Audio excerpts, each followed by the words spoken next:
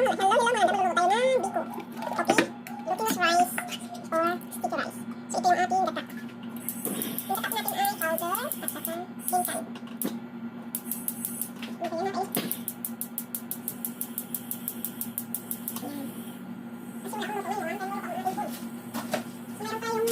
brown sugar.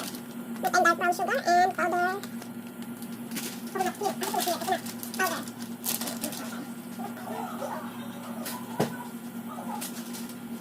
Ito na naman yung ating lutuin. So, wala tayong gata na pure. So, ang ano natin ay siyempre wala tayong niyog na fresh. Ano na lang tayo, ano. So, siguro marami na yan, di ba? Hindi na siya magkulang. Tapos yung sugar, mamaya na atin. Ilagay. So, habang pinapaano natin yung ating gata, ay sinasaing ko na rin yung rice natin na glutinous rice. Ayan. Siguro tama na itong gata. 1 kilo lang, 1 kilo. 1 kilo lang.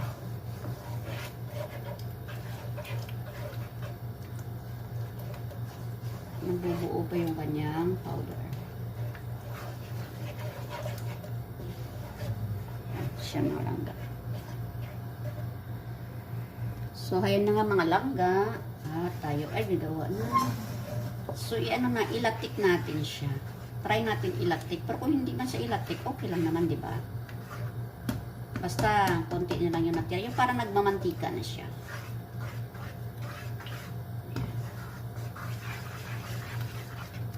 Namimiss ko lang kumain ng mga ano sa atin, pang merienda. Pero ipe-pressure ko to sa ipe-freezer. Wala na akong dahon, so ilagay ko na lang sa plastic siguro. Plastic. At hindi ko lang kumain. Meron akong dahon dito, 4 na lang. Bakit mabilang dahon dito sa amin? Malayo kami sa bilihan ng ano, ng Filipino food. Tapos mga langga, lagyan natin siya ng makapuno. Okay, lagyan natin siya ng ganito. Di ba masarap makapuno? So, lagyan natin siya ng makapuno mamaya kapag mag-i-ano na natin siya yung kanyang rice. Masarap to. Kaya na malangga, malapit na maano yung ating gata. So, kapag medyo nagamantika na siya, ilagay na natin yung sugar natin. So, ayan na lang, mga langga, medyo okay na yung gata natin. Lagyan na natin yung asukal natin para yung asukal ay matunaw siya.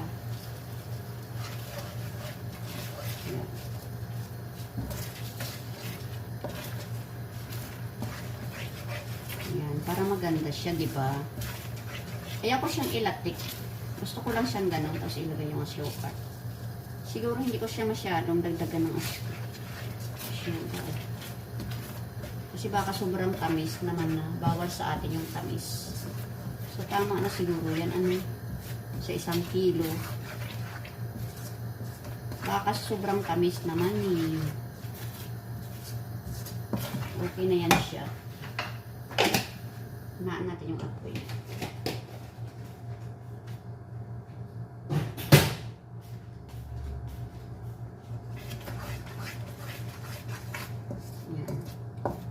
Hindi ko na siya nilatik mga langga, yung ating sugar, okay? Hindi ko na siya nilatik. Kasi gusto ko yung latik, ganun siya, oh. Mahalo siya. Kaya ko siyang itaping. Yan. Kasi gusto kong matunaw talaga yung sugar bago ilagay yung ating rice. So, ayan siya, napaka-brown siya kasi dark brown na sugar yung nabili ko.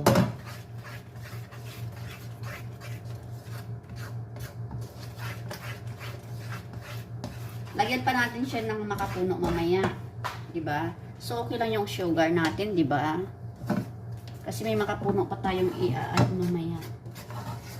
So matamis din 'yun. So ilagay natin yung makapuno before natin ilagay yung rice, yung ating glutinous rice or yung sticky rice.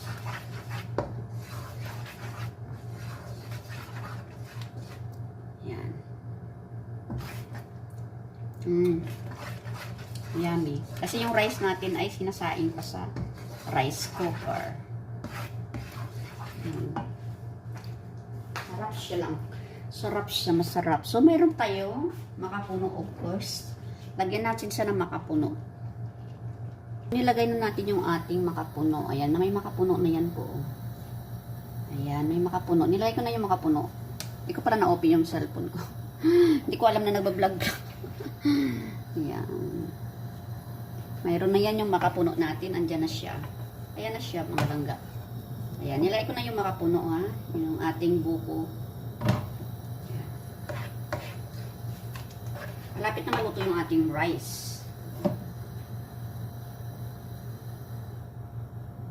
Yung rice natin malapit na maluto.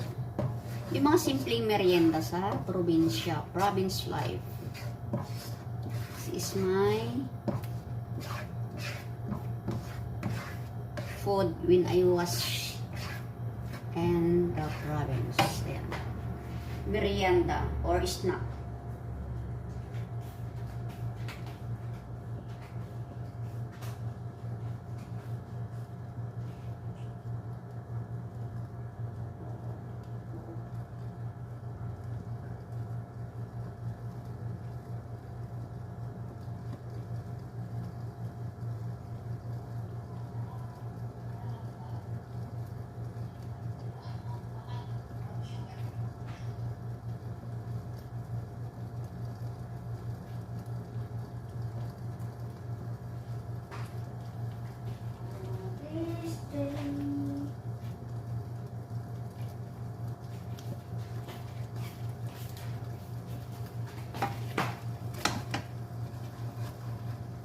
Ayan mga langga, ito na yung ating rice. Yung ating sticky rice or glutinous rice. Okay, here's our rice. 1 kilo po yan pero ang dami niya. Ayan po yung ating rice. Okay? So ito yung ating gata. Yung ating ano.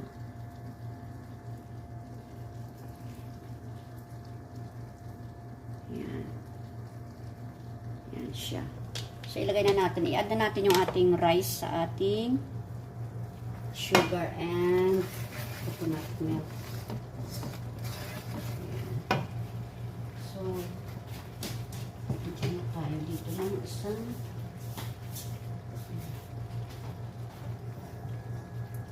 ayan siya mga langga.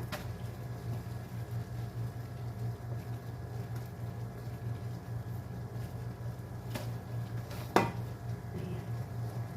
1 kilo siya pero ang dami niya. Kasi ipipreser ko siya para may stock akong merienda. Ipipreser natin siya. Katulad ng suman, diba? Yung suman, pinaano ko din siya. Pinipreser ko siya. Pero may dahon ako doon sa saging. Ito wala akong dahon. Wala akong dahon. Kaya ilagay ko na lang sa tupperware siguro. Pwede kaya ano.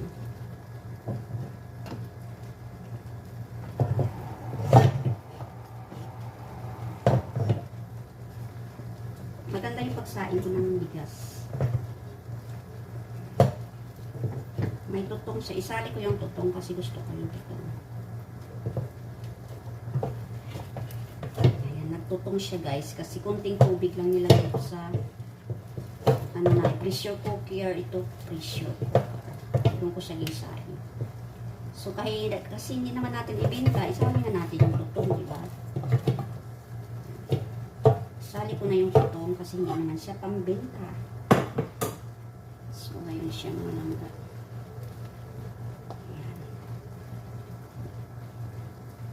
Maganda sana kung may dahon. Ayan. Tapos ganun lang siya.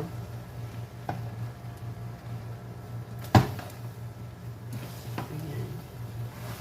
Kunting asukal lang nilagay ko. Hindi ko inubos yung asukal na binili ko. Kasi nga, ayun maganda siya kasi mayroon tayong makapuno.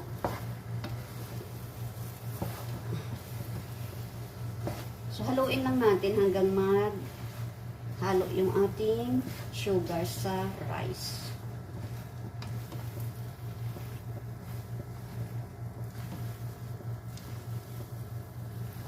Maganda yung kulay niya kasi yung brown sugar ay dark siya. Diba mga langga, ganun na kasimple yung mga merienda sa probinsya. Yan, ganito. Sanay ako sa province life. Kaya kahit nasa Saudi ako, namimiss ko yung mga food. Pero ilang years din ako hindi nakatikim nito. Kasi dati, hindi ako lumalabas, hindi ako makabili ng mga ganito. So, shout out sa aking dalawang bisyi dyan, Rasmia Vlog and MGC Mix Vlog. Ayan, mga bisyi, shout out sa inyo. Kung gusto nyo kumain, punta kayo dito.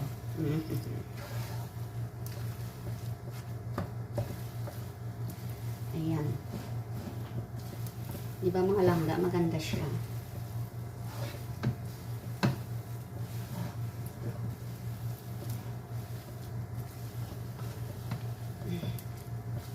Boring kasi ako, walang gagawin. Tamad ako magkuskus ng ano. Din kanina, nagkuskus ako ng supa. Malinis naman yung bahay namin. Kaya, naisipan ko magluto ng ganito. Kasi pag magluluto ako ng food namin dito, sa mga amo ko, hindi ko na maluluto to. Ayaw ko kasi may istorbo na iba. Diba?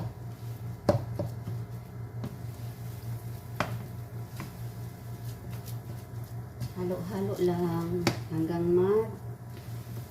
tanggal yung mga ano.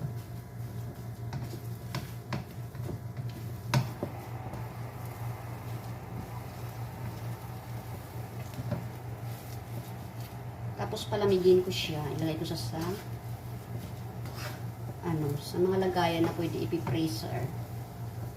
Tapos kung gusto mong kumain, sa ref pwede naman siya. Gusto mong kumain, mag-init-init lang ng konti sa microwave. Ay, di ba mga langga? Ganun lang siya.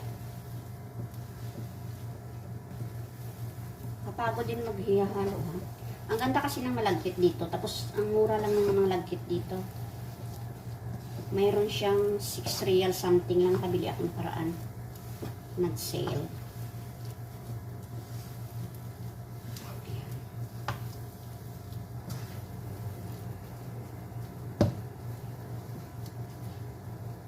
Aray ko.